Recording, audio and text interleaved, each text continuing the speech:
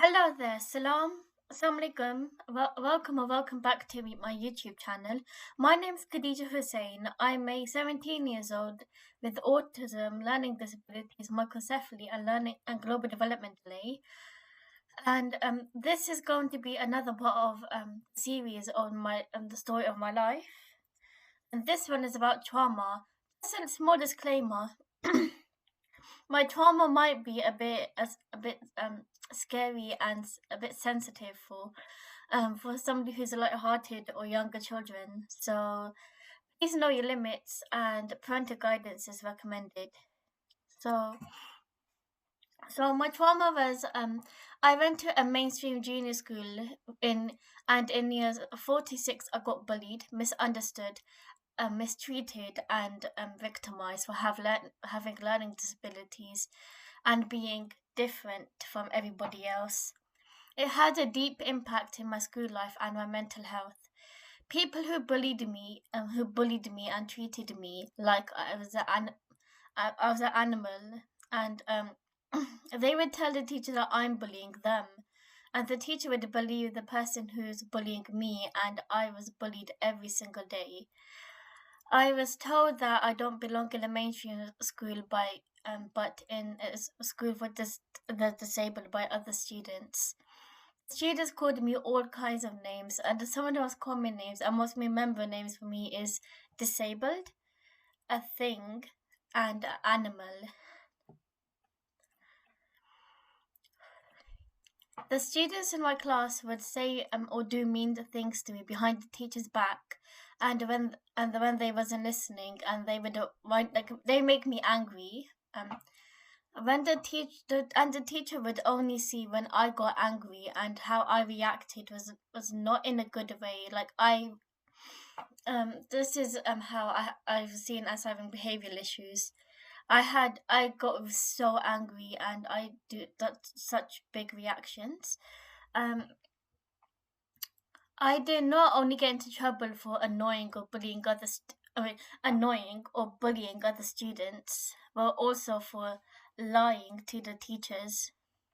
The teachers misunderstood me and thought I was naughty and I had behavioral issues because I was not diagnosed with autism at the time, and no one understood why I acted the way I did.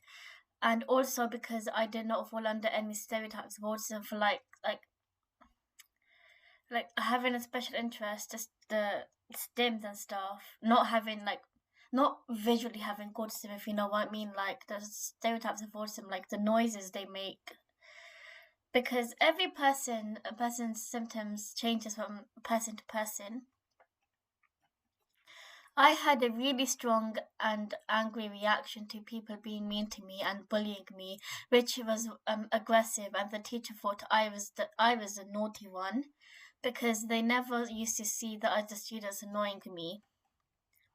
I was taken to a table to sit completely on my own, and that did not work. So this was in year 6, I think. I got taken to a table to right at the teacher's desk. But even then, when the teacher would go from the desk to do some other work or to help another student, the other students would come over to annoy me and bully me. I loved learning at the time. I loved learning at the time I was at school, but because I got bullied, I did not want to go to school anymore.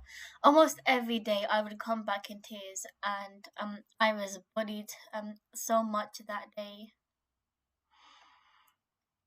Whenever I would look at a mirror, my eyes would see a girl, but my head would see a monster, and I generally think I'm not a human.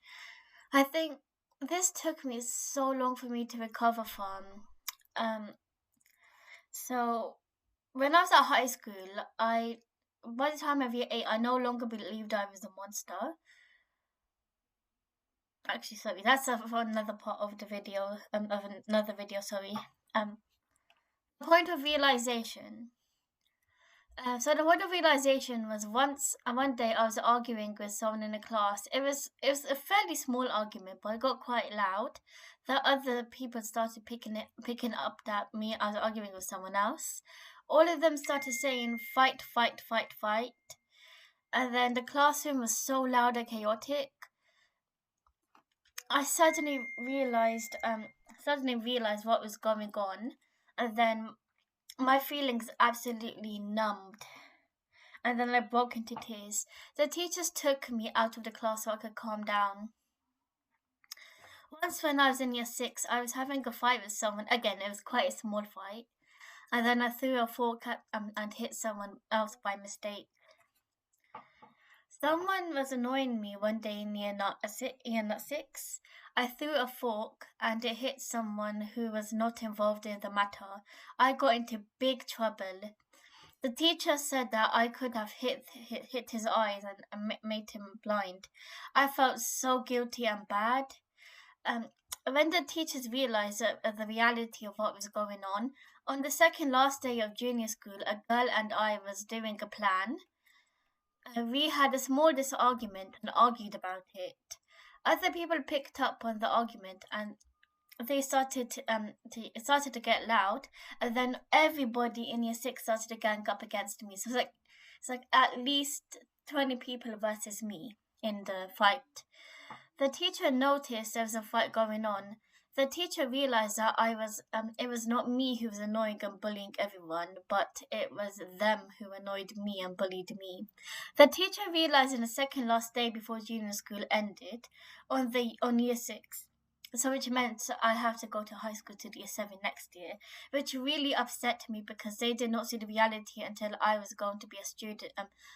I was not going to be a student in the junior school anymore. Okay, so because I'm going to Pakistan soon, I think I'm going to do two sections because it kind of links together anyway. And the next section is my diagnosis in autism. When I was diagnosed with autism at age 10 after my trauma, and after both my mom and my support worker in junior school were pushing the medical professionals to do so in the Redgrave Centre. So I was showing symptoms of autism mentioned earlier on, and those symptoms were more extreme, like stimming and like the tantrums were really meltdowns at the time. But my support worker noticed I had the symptoms of autism. I did not like noise, crowds, or loud lots of people. I would bounce a lot, aka stimming. I had a really short attention span and did not stay focused on something unless I was actually interested in it. I was in I was in my own world as most of the time, as my mum would say, because I would daydream a lot, and then sometimes it would zone me out, and my mum would say I'm in my own world to everybody else, and I liked things in a certain way, which is my my Asperger's aspect of it, and the fact that actually another symptom that I had was that I would I tended to do things my own way, and I only and I said hyper focus on stuff I loved, and I would not focus on something I do not like at all. The fact that I was diagnosed after my trauma really upsets me because if my diagnosis was before or during my trauma, I could have avoided a lot of the trauma. Okay, so that is the end of the video. So in my next video, I'm going to talk about high school because that was a big significant part of my life for the good.